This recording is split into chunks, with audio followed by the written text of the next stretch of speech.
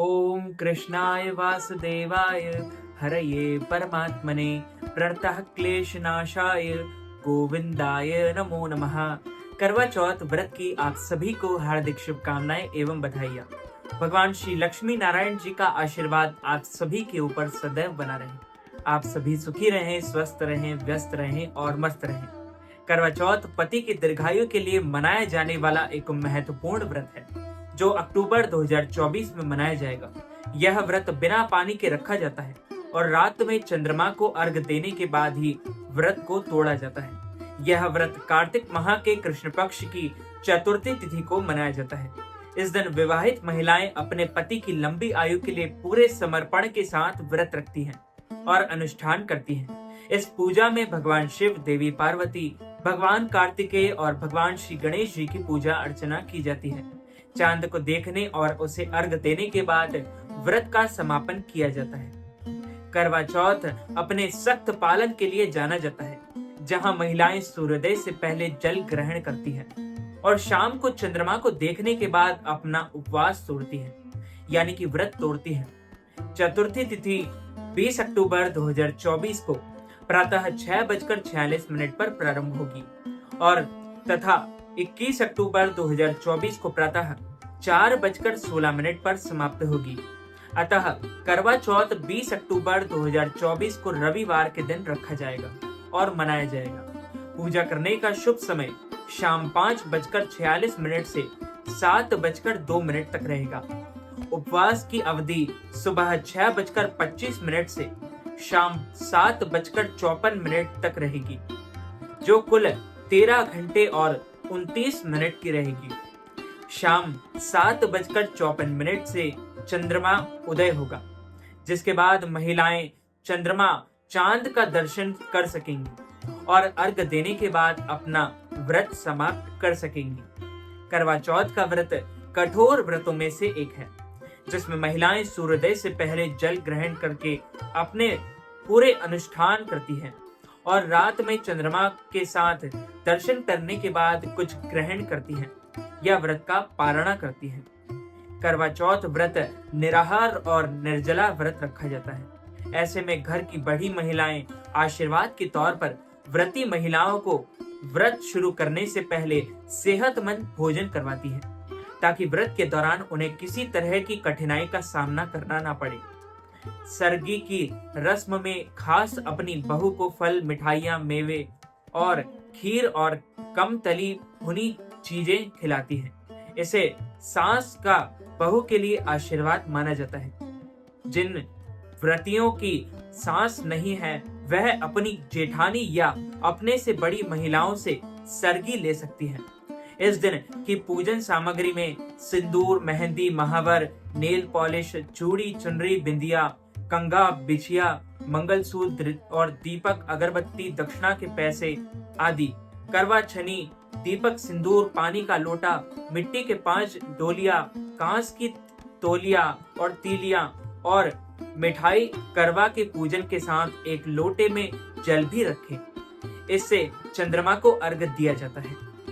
बहुत समय पहले की बात है, एक साहूकार के 7 बेटे और उनकी एक बहन करवा थी। सारसी सभी 7 भाई अपनी बहन से बहुत प्यार करते थे और यहाँ तक कि वे पहले उसे खाना खिलाते और बाद में स्वयं खाते थे। एक बार उनकी बहन ससुराल से मायके आई हुई थी। शाम को भाई जब अपना व्यापार व्यवसाय बंद कर घर आए तो देखा कि उनकी बहन बहुत व्याकुल थी। सभी भाई खाना खाने बैठे और अपनी बहन से भी खाने का आग्रह करने लगे, लेकिन बहन ने बताया कि उसका आज करवा चौथ का निर्जला व्रत है और वह खाना सिर्फ चंद्रमा को देखकर, उसे अर्घ देकर ही खा सकती है। क्योंकि चंद्रमा अभी तक नहीं निकला है, इसलिए वह भूख प्यास से व्याकुल हो उठी है। सबसे छोटे भाई को अपनी बहन की हालत देखी नहीं जाती और वह दूर पीपल के पेड़ पर एक दीपक जलाकर चलनी की ओट में रख देता है। दूर से देखने पर वह ऐसा प्रतीत होता है कि जैसे चतुर्थी का चांद उदित हो रहा हो। इसके बाद भाई अपनी बहन को बताता है कि चांद निकल आया है, तुम उसे अर्घ देने के बाद भोजन कर सकती हो। बहन खुशी के मारे सीढ़ियों पर चढ़कर चांद को देखती है और उसे अर्घ देकर खाना खाने बैठ जाती है। वह पहला टुकड़ा मुंह में डालती है तो उसे छींक आ जाती है, दूसरा टुकड़ा डालती है तो उसमें बाल निकल जाता है, और जैसे ही तीसरा टुकड़ा मुंह में डालने की कोशिश करती है तो उसके पति की मृत्यु का समाचार उसे प्राप्त होता है। वह बौखला जाती है। उसकी भाभी उसे सच्चाई से अवगत कराती है कि उसके साथ ऐसा क्यों हुआ। करवा चौथ का व्रत गलत तरीके से टूटने के कारण देवता उससे नाराज हो गए और उसने ऐसा किया है।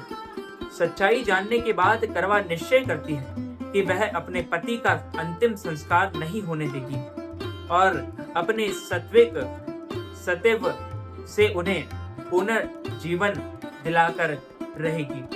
वह पूरे 1 साल तक अपने पति के शव के पास बैठी रहती है, उसकी देखभाल करती है। उसके ऊपर उगले वाली सुई नुमा घास को वह एकत्रित करती जाती है। 1 साल बाद फिर करवा चौथ का दिन आता है। उसकी सभी भाभियां करवा चौथ का व्रत रखती है। जब भाभियां उससे आशीर्वाद लेने आती है तो वह प्रत्येक भाभी से यम सुई ले लो, पी सुई दे दो, मुझे भी अपनी जैसी सुहागिन बना दो, ऐसा आग्रह करती है। लेकिन हर बार भाभी उसे अगले भाभी से आग्रह करने का कह चली जाती है। इस प्रकार जब छठे नंबर की भाभी आती है तो करवा उससे भी यही बात दोहराती है।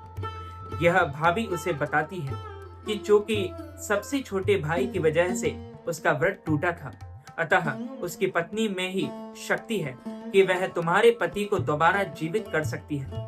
इसलिए जब वह आए तो तुम उसे पकड़ लेना और जब तक वह तुम्हारे पति को जिंदा ना कर दे उसे नहीं छोड़ना।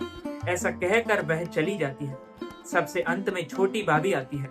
करवा उससे और उनसे भी सुहागिन बनने का आग्रह करती है, लेकिन जब वह टालम टोली करने लगती है, इससे देख करवा उन्हें जोर से पकड़ लेती है और अपने सुहाग को जिंदा करने के लिए कहती है। भाभी उससे छुड़ाने के लिए नोचती है, खसोटती है, लेकिन करवा नहीं छोड़ती है और नहीं छोड़ती है। अंत में उसकी तपस्या को देख भाभी पसीज जाती है और अपनी छोटी अंगुली को चीरकर उसमें से अमृत उसके पति के मुंह में डाल देती है। करवा का पति तुरंत श्री गणेश कहता हुआ उठ बैठता है। इस प्रकार प्रभु कृपा से उसकी छोटी भाभी के माध्यम से करवा को अपना सुहाग वापस मिल जाता है। बोलिए श्री लक्ष्मी नारायण भगवान की जय। तो मित्रों, भक्तजनों, माताओं, बहनों, इस वीडियो को ज्यादा से ज्यादा लोगों तक शेयर कीजिएगा।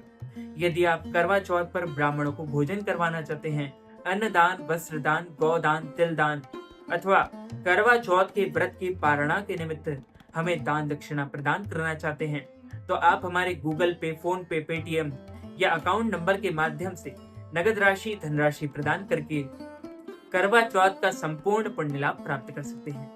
इस वीडियो को ज्यादा से ज्यादा लोगों तक शेयर कीजिएगा, लाइक कीजिएगा, कमेंट कीजिएगा और सब्सक्राइब करके बेल आइकन को भी ऑन कर लीजिए। ऐसे ही नए नए वीडियोस देखने के लिए आप सभी को सादर जय श्री कृष्ण।